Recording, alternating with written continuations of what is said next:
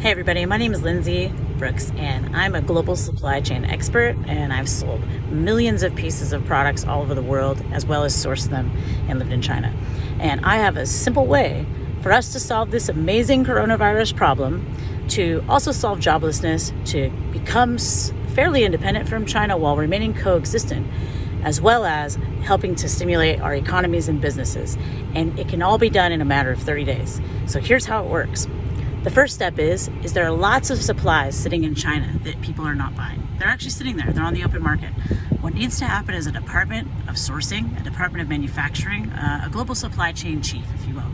That person needs to have a good team, a team of people that have already done this. Now, what's crazy about America is we already have companies like Costco, Target, Walmart, and they all have a global sourcing lead and a team. They also have warehouses and distribution facilities. So this is really, really great because it could bolt in to something that we already have existing. You know what else they have? They have trucks. They have lots of big giant trucks that travel all over the country, as well as there's many trucking companies that really need a lift right now too, because things are not working. Oh, that's weird. A Walmart truck just drove by. So that's the first thing.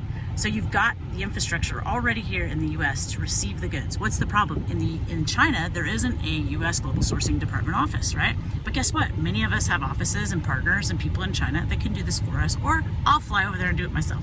So you have to gather the supplies that are already existing. Those need to be loaded onto planes immediately. You have to move through the Chinese government as if you run it, as if you own it. Again, if you have the proper connections like I do, that's very easy. You fly in, you go to the airport, they bring it all down, put it in the plane, it gets shipped. That's air freight. It comes in 2 days. It goes to a local airport that's near the distribution center. So if we're flying it to a distribution center in Atlanta, it's going to land in Atlanta. A truck will pick it up from Walmart or Target or Costco or wherever, or private warehouses could pick this up very easily. This could be done in a few days as long as the resources are there and the organization is there to do it. So that's step one, right? Step two, you have to look at the fact that there are things that are not in production or partially in production. The U.S. has to have a 1.0 plan of working with China. That 1.0 plan of working with China is to continue to buy from the factories that are following our regulations and guidelines. The FDA and the CDC have set up guidelines for making masks. We have limited those guidelines because of getting these things as faster, but in the same token, it's not safe to just take things off of anybody. You need quality control. You have to have a team of supply chain experts that are looking at these products, making sure they're safe for America, and verifying the efficacy of how they're made, and also of the fact that they will work and will keep people safe. If you're not doing that, you're making the problem worse, right? And there's enough time to set up that because it already exists. There's already people like me, and there's already people in the world that do this. So you need to have that. So that's secondly, you have to have that group there. They need to immediately be placing orders and managing supply chain in China.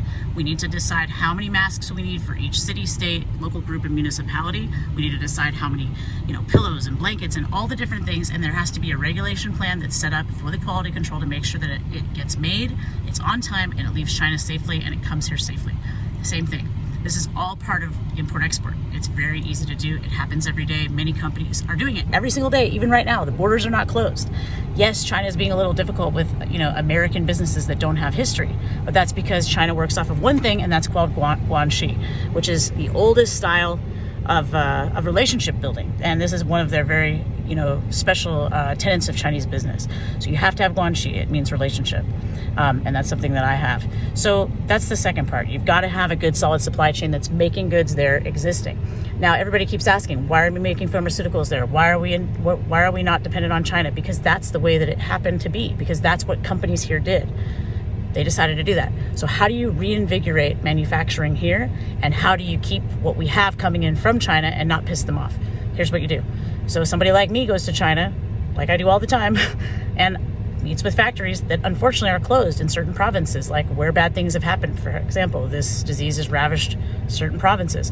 There's machines sitting there that make PPEs. There's molds sitting there that make the things to make them. There's materials sitting there that aren't being used. Badly needed materials that are sitting in China that aren't being used. Why is that? Because somebody like me hasn't gone there, picked them up, and put them in a plane to keep you safe. So that's the key. So we go there, we pick those things up, we bring them here, we set them up in factories that are empty. We set them up in old factories that have been empty for years in the still belt. You set them up in churches, you set them up in conference centers and offices. You don't have to have big areas for factories. If you go to China, lots of factories are in offices because they're just assembling a PPE. It's a mask. It's 3 or 4 different steps to put this thing together. You could employ the 60% of people in the job market that are sitting here not employed. You could reinvigorate business by saying, hey, maybe you're not going to do this anymore, but here's a business you can have and operate because you're a great manager and project manager, and we'll give you some money and you can do that. Boom, done. You fix the economy, you employ all the people, you bring the materials in, and we become independent from China. Done in under 5 minutes. Give me a call if you want some help. Lindsay Brooks here for the US.